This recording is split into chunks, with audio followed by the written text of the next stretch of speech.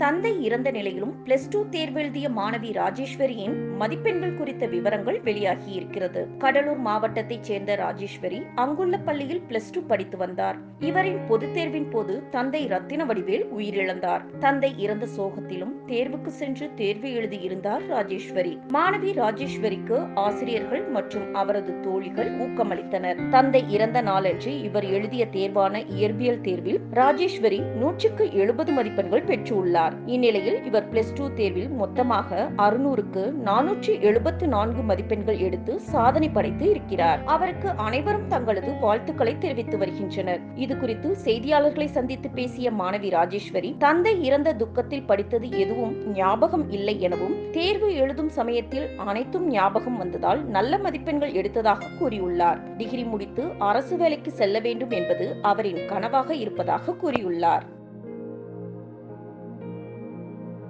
செய்திகளை உள்ளது உள்ளபடி தெரிந்து கொள்ள ரெஃப்ளெக்ட் நியூஸை சப்ஸ்கிரைப் பண்ணுங்க.